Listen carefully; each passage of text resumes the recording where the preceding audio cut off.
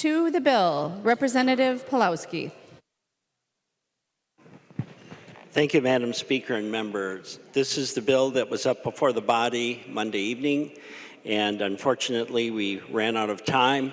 Subsequently, this bill was then heard in the Ag Finance Committee on Wednesday. It has also had 8 times in conference committee for a total of 10 hours of hearings. I think everyone has exhaustively reviewed the material in the Ag portion of the bill, and that is what I'm going to speak to now, and my speech on that is over, except to thank Representative Poppe, who has been the architect of the Ag section and has done extraordinary work, not just with the members of this caucus and the members of the Republican caucus, but also with all those elements of agriculture across the state. Madam Speaker, with that, I will conclude my comments, and I believe Representative Hausman now has comments to make on the portion dealing with housing. Representative Hausman. Thank you, Madam Speaker and members. Members, our target was a bit less than when it left the House, 15 million total. 5 million of that is one time. That entire amount we put into the Challenge program, which was created in 1999. Thank you, Representative Gunther, to address the workforce housing shortage. And it's become one of the more helpful funds because of its flexibility for a variety of eligible projects. Also, Homework Starts with Home. For those students whose success is threatened by homelessness, Bridges, which provides housing assistance for individuals with very low incomes and a mental illness, Workforce Homeownership Program, a number of them. You will see in the bill a lot of language around modular homes, manufactured homes, and mobile home parks. That's an emerging use that people see as a very affordable bit of housing, and so changes in some policy go along with that. So a good bit of the bill is that. A lot of stakeholder involvement, as well as Representative Howard and Representative Salk have had an interest in that, and will continue some of that. So with that, that is a quick summary of the bill. Representative Gunther. Thank you, Madam Chairman. Members, I was on the conference committee, and I think Chairman Poppe and Chairman Hausman did a wonderful job with what they had to work with. I think it was a balanced bill, a bill that I would be very happy to sign at any time. And I think it addressed as much as we could address the needs of housing and the concerns of agriculture. There's a total of $8 million for agricultural dairymen, and I think it was a very good honor to be on that conference committee. Thank you. The member from Roseau, Representative Fabian. Thank you, Madam Speaker.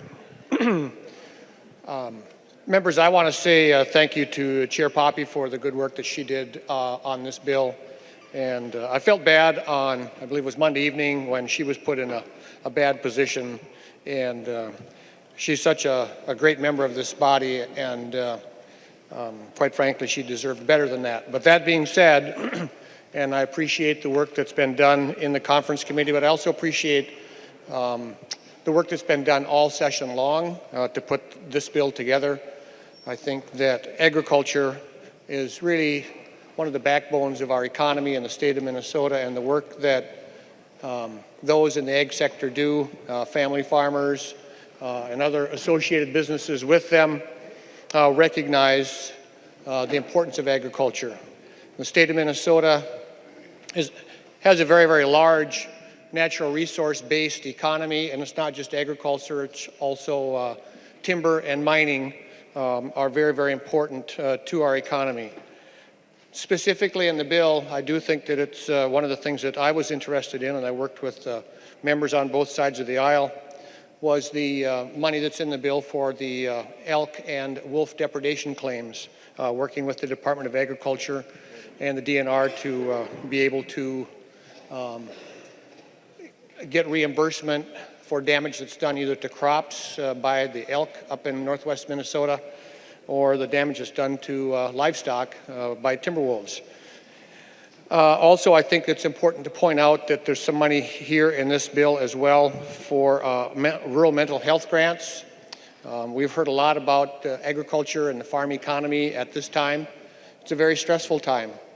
We're fortunate in northwestern Minnesota, it's hard to believe, but our crops are in the ground. And when I talk to the rest of you here who represent various areas around the state, there's not a whole lot of work that's being done because of the extremely wet conditions. So we're thankful for that. We hope that the weather clears up and that everybody is able to get their crops in the ground. Representative Keel is interested, I know, in the $5 million for the soybean innovation processing plant. That's going to be a cooperative agreement up in the Crookston area. And then also, I know Chair Anderson is around someplace. Oh, he's here. He probably wants to talk about the dairy subsidies or the dairy program that's in here and the money that's available for that. And I also know that, pardon me, Madam Speaker, I also know that Chair Hamilton is interested in speaking to the bill. I don't want to, just needlessly, what's it called? I think Majority Leader Winkler would refer to it as persistent irrelevance. I don't want to do that on the ag bill. So with that, members, thank you. I would encourage a green vote on this ag bill. The member from Pope, Representative Anderson. Madam Speaker and members, yes, I echo a lot of the comments made so far. This is a good bill. It's a solid bill. It sends the ag people in the state that we support them. We believe that what is being done in ag is important to Minnesota's economy. A couple of things I would like to highlight in the bill, in addition to the dairy provisions. We're going to give help the dairy producers, and targeting this to the operations about 700 cows and fewer, the smaller family farm operations, helping them pay the premiums with the new federal margin protection plan, which is an encouragement for them to sign up for this program and guarantee that they can at least make the cost of production. Things aren't going so well in dairy right now, but some of the future months appear to be. Members, please take your conversations off of the House floor into the retiring room. Your voices carry in this space, and members deserve to hear Representative Anderson. Representative Anderson. Thank you, Madam Speaker. And just to show these dairy people that we support what they do and the important job they have in Minnesota. Another provision that we worked on this year, along with a study group from the Department of Ag, they convened a kind of a task force to look at the situation with grain elevators. We've had another elevator that went bankrupt this past year and really put some farmers in a difficult position. They had hauled grain in and the elevator couldn't cover it, and some big losses there. And the elevator did have what's called some basic insurance policy, but I think it paid back 10 to 15 cents on the dollar from what the farmers had in grain and checks coming from the elevator. So we looked at that, and the main provision that this bill contains is a requirement that those elevators that are grain buyers and don't store grain, they had kind of a loophole previous to this in that they did not have to submit to any kind of financial auditing. And now with this bill, if they are a grain buyer and to purchase up to $5 million worth of produce a year, of goods and produce, grain, they would have to have a level of auditing done. And I think that's a good thing to help prevent more financial difficulties in elevators. The bill also goes a long way in working on industrial hemp, and that program of raising hemp is really attractive to a lot of people in agriculture. Not a lot of margins to be made in our traditional corn soybean rotation, but hemp has some excitement, and we're hearing numbers, some very high numbers in terms of returns per acre, numbers that frankly kind of scare me. They're talking thousands of dollars of acres, dollars of income per acre raising hemp, but we have to be careful not to get too much production before the market is there to absorb the increased production.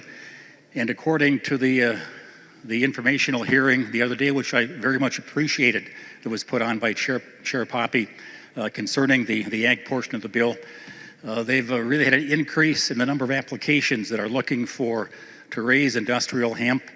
And we want to make sure it's done right. The Department of Ag now is going to have expedited rulemaking and to come up with the rules governing the production of this potentially exciting new crop here in the state of Minnesota.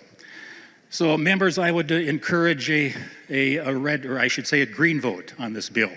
It is a strong vote for agriculture in the state. And again, thank you all that worked on the bill.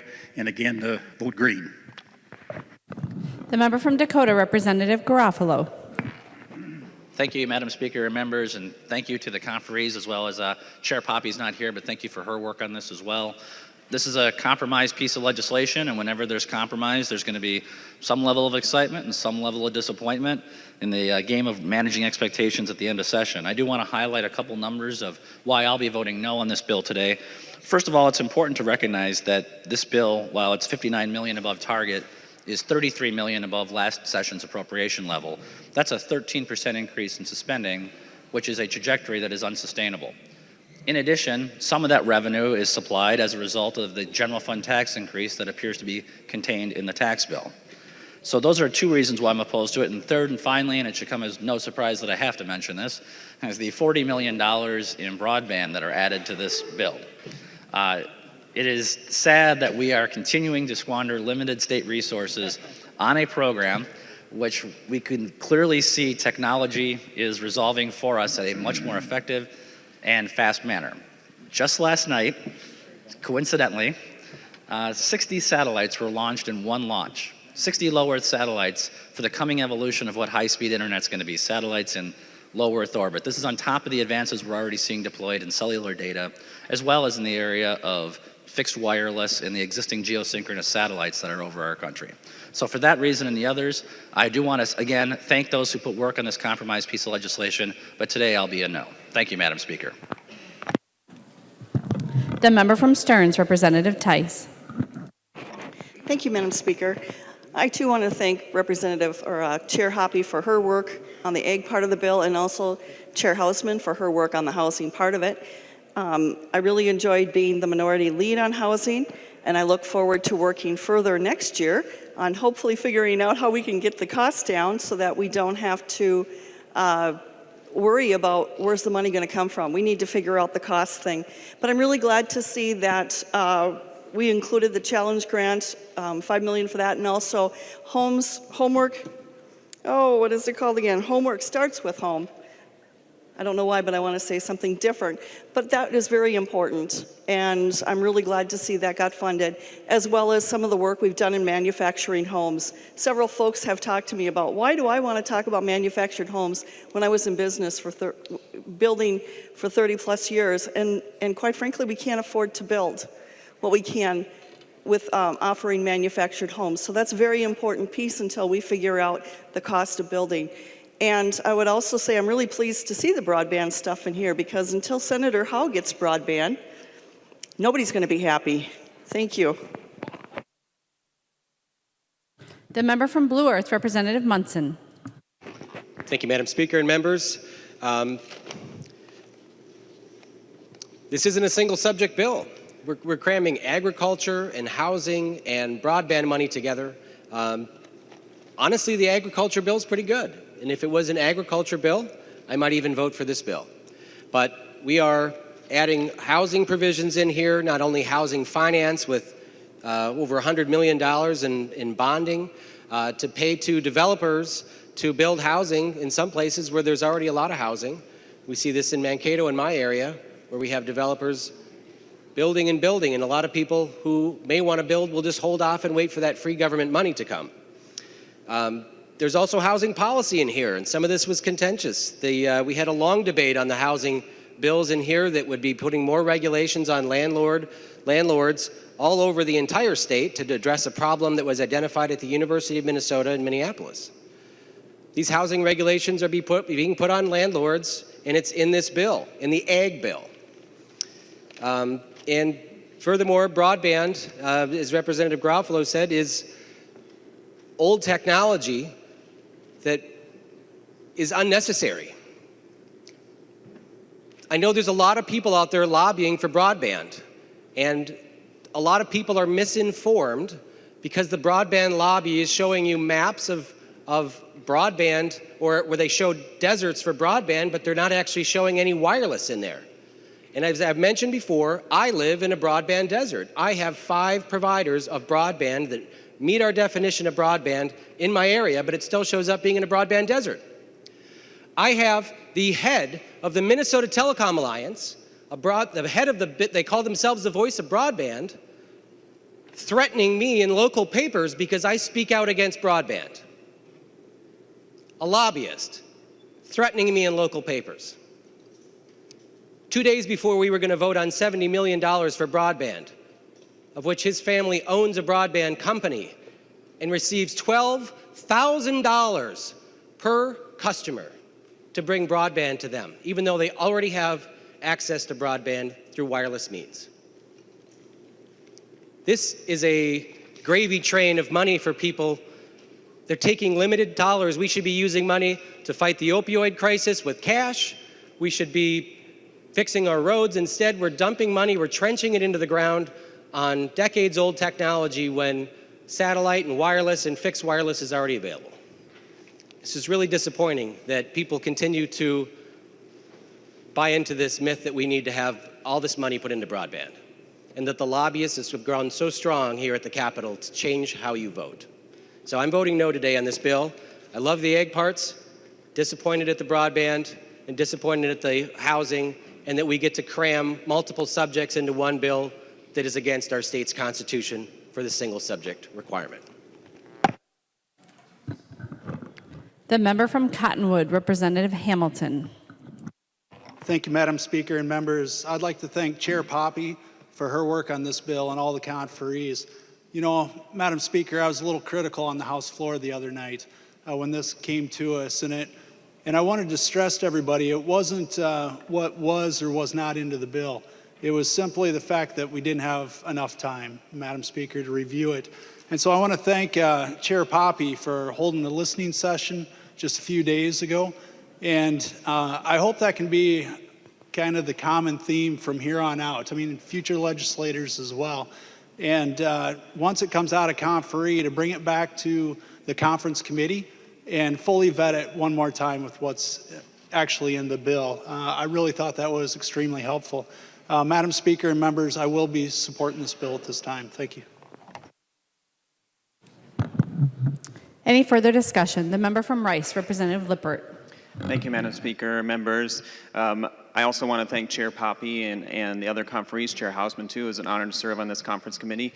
I think this is a very good bill. It's responding to the crisis in agriculture right now with support for dairy farmers and also support for commodity agriculture. Also, there's emergency preparedness in this bill to make sure that we're prepared for African swine fever.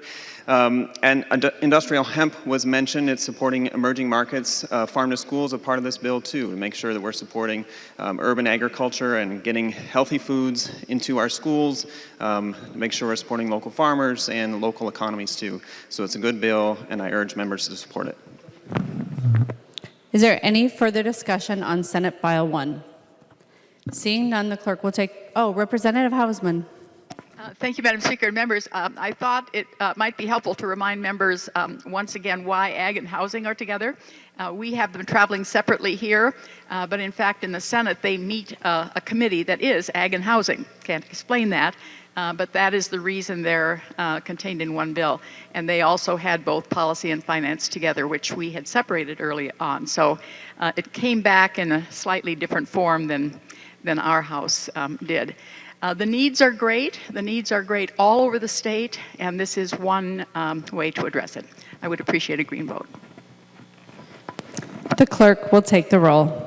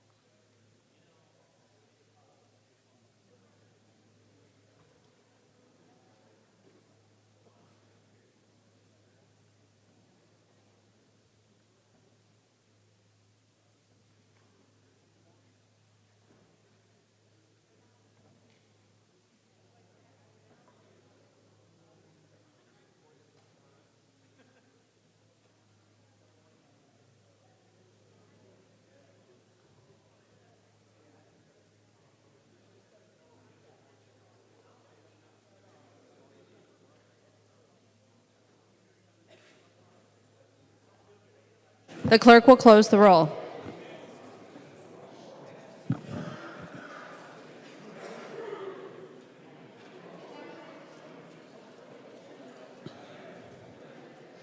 There being 114 ayes and 14 nays, the bill is passed and its title agreed to.